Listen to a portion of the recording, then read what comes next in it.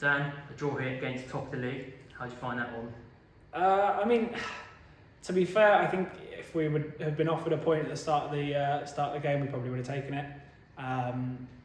As the game went on, I felt as though we probably could have won it, but yeah, it's the way the league is. You know, it's never a guarantee that you're going to win a game, but we always fancy ourselves at home, especially on a Tuesday night.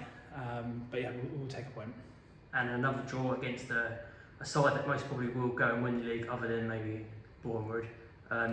Moving on to say Tonbridge on Saturday, is it a different type of test? I mean, yes and no. Like I said a minute ago, the league's very difficult. It doesn't really matter who you come up against. Obviously, Torquay are a full-time side, and we probably saw that in spells today with the way that they played and their passing, their movement, and you know, everyone kind of knew their jobs and responsibilities.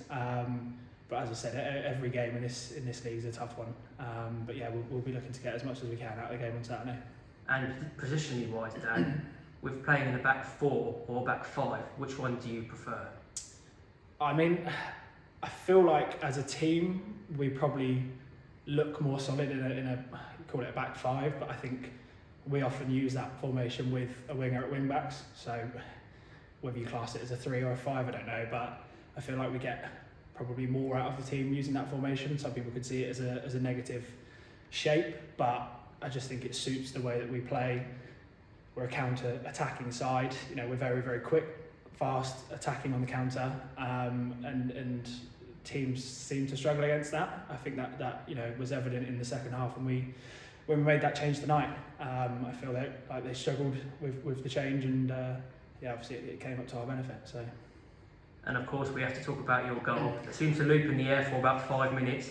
When that ball did nestle in the end in the back of the net, and of course you did your celebration. What sort of made you do that one?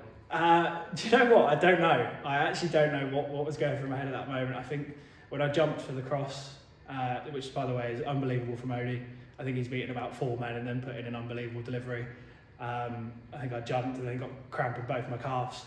And I was hanging and I just glanced at it and yeah, I was watching it and it felt like an age before it dropped in the back of the net. But yeah, I'm just glad it went in the back of the net and we managed to get a point from the game. So. And 75 appearances now for yourself. How high do you want to get at Slough Town Football Club? As many as I can get. I think we've got 19 remaining, if my maths is correct. 19, 20, I think. So yeah, if I can get close to that, what's that, 94, 95 mark, whatever it may be, then yeah, fingers crossed, add in a few more goals as well. Moving now on to Tonbridge, of course, on Saturday. How are you going to prepare yourself for that game ahead? A tough away game. Yeah, difficult. Very difficult game, but you know, we take each game as it comes. We don't try to look too far ahead, to be completely honest.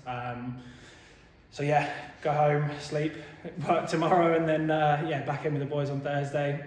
Have a good session, and then yeah, I'm sure Scotty and Johnny will put on a good session for us, and yeah, get us prepared for Saturday.